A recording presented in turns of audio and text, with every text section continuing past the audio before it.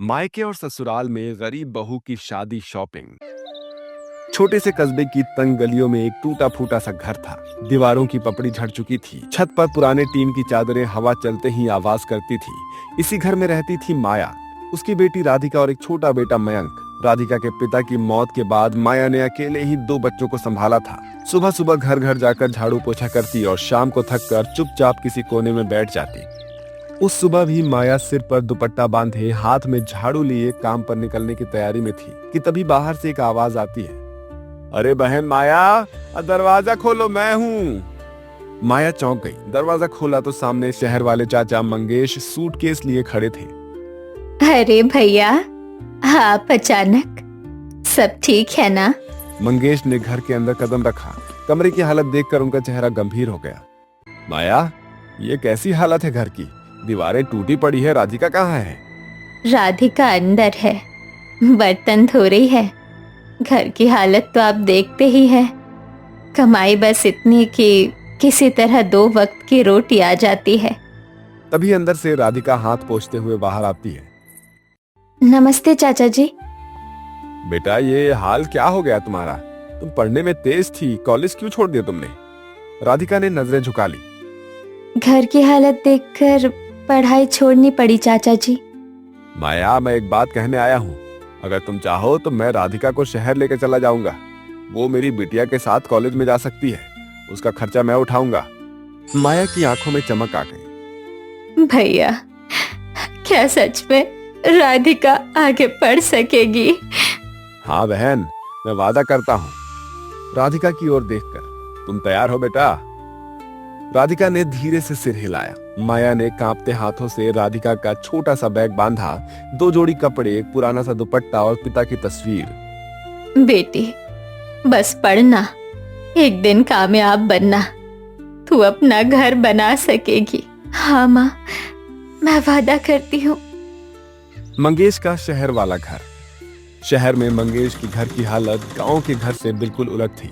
2 मंजिला घर, सुंदर फर्नीचर, बड़े बड़े कमरे और दरवाजा खुलते ही सुलोचना, मंगेश की पत्नी, उखड़े चेहरे के साथ बाहर आती है। अरे मंगेश जी, ये कौन है? और ये इतना छोटा सा बैग, अभी से बोझ उठा कर ले आए? ये मेरी भांजी है राधिका, कुछ दिन हमारे साथ ही रहेगी। तभी दोनों बेटियां वैभवी और तान्या नीचे आ जाती हैं। मम्मी, क्या ये यहाँ ही रहेगी? इसके रहने से घर का लुक खराब ना हो जाए। राधिका चुपचाप खड़ी रही। दिन गुजरते गए। धीरे धीरे ये स्पष्ट हो गया कि राधिका का असली काम चाची के घर काम करना था। सुबह 5 बजे रसोई में, राधिका, चाय बनाओ, फिर बर्तन धोना, फिर झाड़ू पोछा और हाँ, मेरी साड़ी प्रेस कर देना।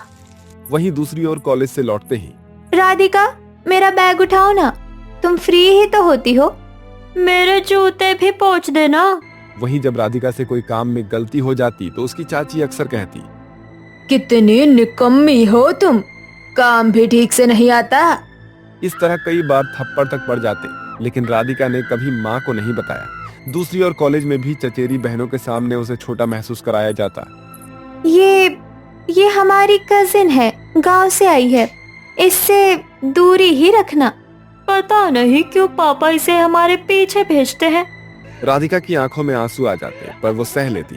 रात भर पढ़ाई करती ताकि माँ का सपना पूरा कर सके। और इसी तरह महीने, फिर कुछ साल बीत जाते हैं और कॉलेज पूरा हो जाता है। राधिका नौकरी करना चाहती थी, पर सुलोचना ने मना कर दिया।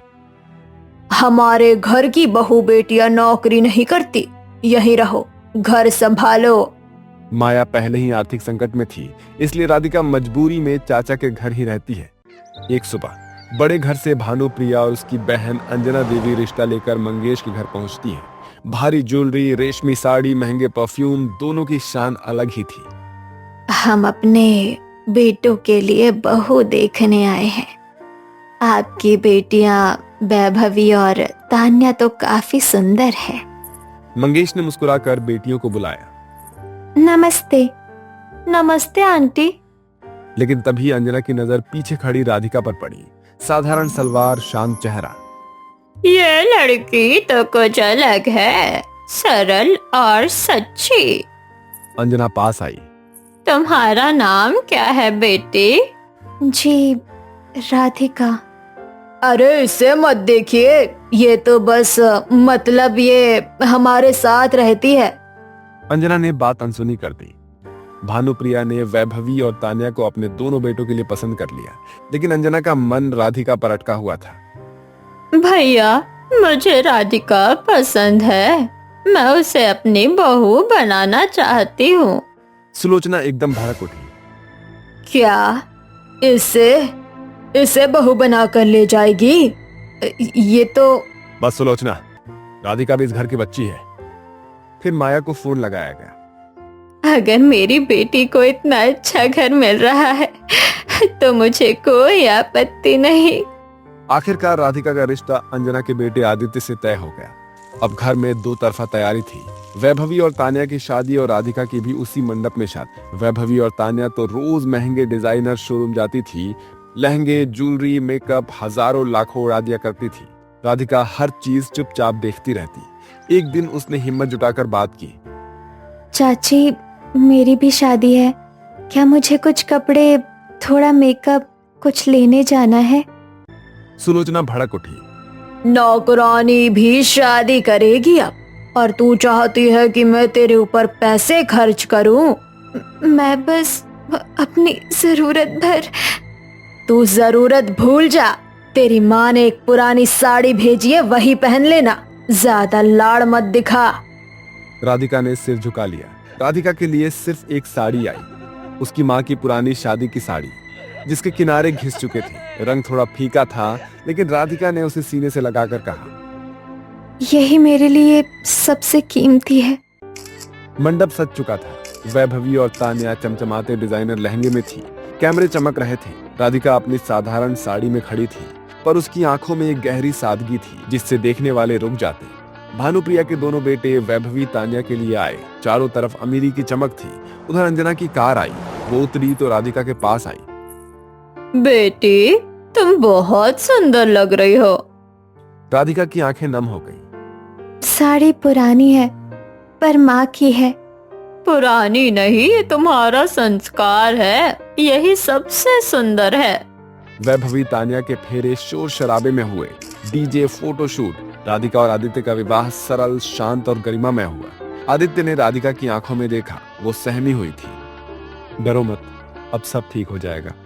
वैभवी और तान्या भानुप्रिया की अमीर घर पहुंची। शानदार कारें, नौकर चाकर, बड़े कमरे। उधर राधिका जब अंजना के बड़े पर संस्कारी घर में पहुंची तो उसके स्वागत में ढोलक बजी, हल्दी कुकू की रस्म हुई और सबने उसे अपनापन दिया। मेरी बहू मेरे घर की लक्ष्मी है।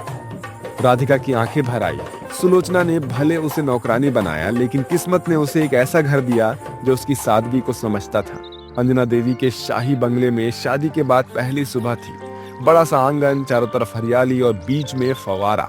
राधिका के लिए मानो किसी दूसरी दुनिया जैसा था। राधिका हल्की गुलाबी साड़ी में चुपचाप आंगन में बैठी हाथ में पूजा की थाली सजा रही थी। तभी ससुर सुरजीत सिंह टहलते हुए आते हैं। बहू, इतनी सुबह? अरे आराम कर लेती बेटा। ससुर जी, आदत है, गांव में सुबह जल्दी उठती थी। खुश हूँ कि यहाँ भी वही दिनचर्या निभा पाई। अच्छा है बहू, घर में संस्कृति जिंदा रहती है तुम्हारे जैसी बहुओं से। तभी देवर चिराग दौड़ते हुए आया। भाभी, आज तो मैं आपके हाथों की चाय पीऊंगा। सुना है आपके हाथ में चाय वाली जादू है। राधिका मुस्कुराई, पर वो पहली बार किसी के घर में अपने लिए इतनी प्यारी बातें सुन रही थी। वहीं दूसरी ओर उसी सुबह भानुप्रिया के घर माहौल एकदम उल्टा था। मम्मी, ये क्या, शादी में ही खुशामद थी, यहाँ तो किसी ने पानी भी नहीं पूछा और रात को काम भी खुद ही करना पड़ा। हम बहुए हैं या आया? भानुप्रिया ने दोनों बहुओं को घूरते हुए कहा। चुप करो, मेरी इज्जत मत उतरवाओ।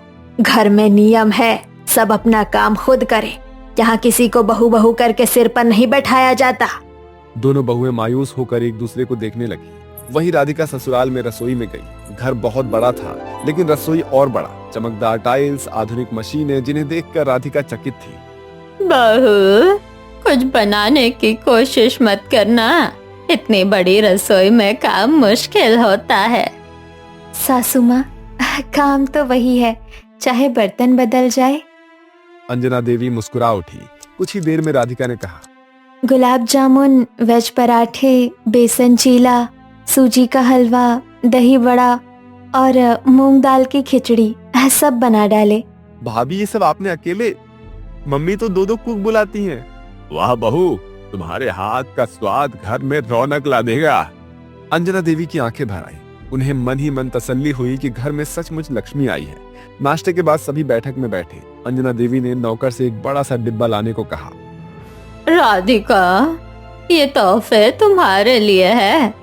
हमने सोचा कि पहले दिन हमारी बहू को कुछ खास दिया जाए। राधिका हक्की बक्की थी। सासू माँ, इसकी क्या जरूरत थी? जरूरत नहीं है, हक है तुम्हारा बेटा। डिब्बा खुला। महंगे हीरे के कान के बूंद, सोने का हार, डिजाइनर साड़ी, पायल, चूड़ियां और एक महंगा मोबाइल। भाभी, अब तो आप इंस्टाग्राम स्टार लग रही हो। राधिका मुस्कुरा पड़ी पर अंदर से भावुक हो गई। इसी तरह शाम को अचानक सुरजीत सिंह ने सबको बुलाया। सुन लो सब, 2 दिन बाद राधिका की भव्य मुंह दिखाई होगी। पूरे शहर के बड़े लोग बुलाए जाएंगे। हमारी बहू फूलों की रानी बनकर बैठेगी।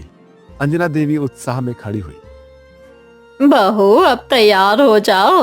तुम्हें क्या पहनना है, कौन सा झुमका, कौन सा हार, सब हम मिलकर तय करेंगे।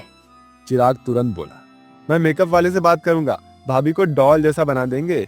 राधिका थोड़ा घबरा गई। सासू माँ, मैं इतना कुछ नहीं जानती। तुम बस मुस्कुराना सीख लो बहू, बाकी सब हम मैनेज कर लेंगे।